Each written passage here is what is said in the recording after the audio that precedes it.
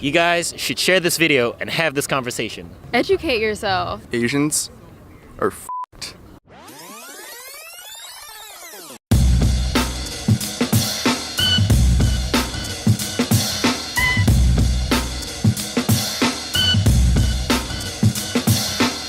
What's going on, everybody? David Fung from the Fung Bros here. Now, there are a ton of hot button issues going on in America right now, but very few of them, if any at all, seem to involve Asians. Today, we're gonna be asking people, do they care, what they think, and what we should do.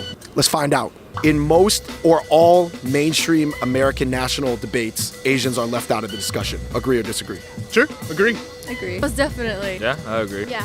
I agree, yeah. Yes. Yeah. Yes. Oh yeah. I would agree. I would say they stay under the radar. Agree. Agree. Definitely agree. Yeah.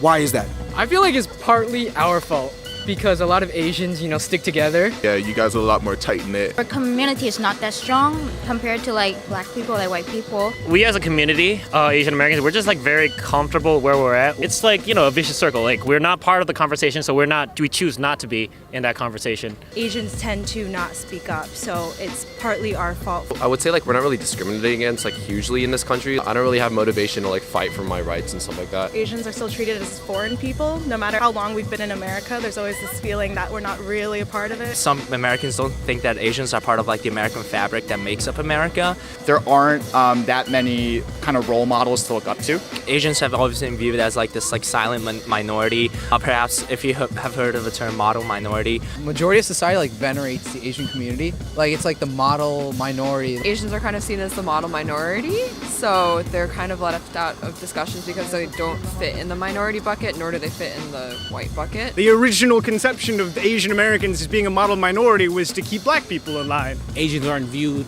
as threatening as maybe African Americans or Latinos. These people come in here and they do the thing. They're quiet, they keep to themselves, they assimilate.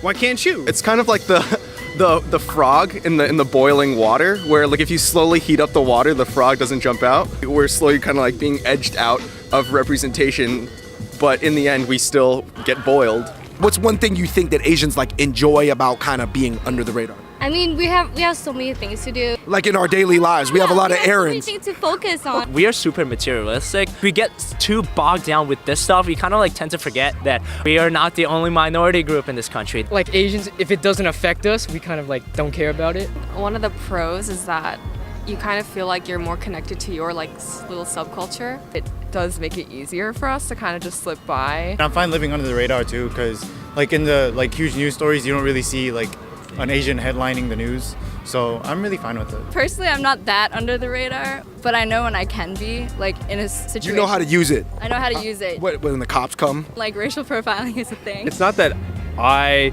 don't care what happens around here. We were brought up to kind of just take the back seat. Our parents, they encourage us to easy life, just lay low on the radar, and then you'll have a good life. One of the good things about being underneath the radar is you can just focus on your own life and your boyfriend and your girlfriend. Is that selfish? It is kind of selfish for our generation to think like that because, what about the other minorities? They want to focus on their boyfriend, girlfriends, and dogs too. So if it affects them, it affects us all. I just think it's selfish if you only care about yourself and you're I don't need to get involved. My parents, they can think whatever they want, but for me, I'm thinking about the future for my kids. I want them to have a voice. In order for them to have a voice, I need to speak up. Your kids, they're all gonna be living in America if you choose to live here, and it's something that you gotta kind of, build the path for them so life is easier. It's that mindset of why should we care if you don't care about us? I think you should care because we're all humans on this earth. It's not a correct mindset. I think it's kind of disgusting even because this is an interconnected country. This is an interconnected world. You're never gonna live in isolation. If you're just letting these change makers do their thing, how are you being a productive member of society? So what do you think are some things that could be done? Get involved as much as you could in any sort of volunteer, service community, anything. I think it's exactly what he just said. Just get involved as much as you possibly can. And it does not matter about which way. It doesn't matter because it doesn't matter what you're saying as long as you make yourself heard. Don't be afraid to speak up. Don't feel like you have to stick with the stigma. Sharing your story with others, but doing so in a respectful way, and also listening to other people. Just start conversating with other races a lot more, include them, and then as that happens, you guys will appear a lot more social. I think it would help for people to get out of their bubble, not only hang out with other Asians, especially other Asians of the same race. Get involved, get aware, educate yourself. I think opening up is definitely key. I think is having the confidence to stand up for your own beliefs, whatever that is. Now, the next time that you actually have something on Facebook, on Twitter, where you're just like, that person's a moron, go out and engage with someone that shares a similar belief. Try and hash that out in person. Ooh, you are daring Asians to do something that they hate doing, which is take activism outside of Facebook. It's easy to have an opinion, but it's hard to say like, I need to do something with this opinion. Like the least you could do is just like have a conversation with your friends. You guys should share this video and have this conversation. I was just about to go get like a donut and I stopped to do this. So I think everybody can get off their ass for a moment. Go more into media, go more into the arts, show the world that we're not just like foreign doormats. It becomes reframing these things as basic human decency and standards that we hold ourselves to voluntarily, not because someone else has a gun to our head. Do you think it would help to see more crazy, like ratchet Asians in media? Hell yeah, that's funny. Yeah, more ratchet. Could I say that? Probably not. I mean, yeah, I agree. Yeah, we should. Yeah, I'd say so. I mean, to some degree, just a controllable level. Oh no, not really. No.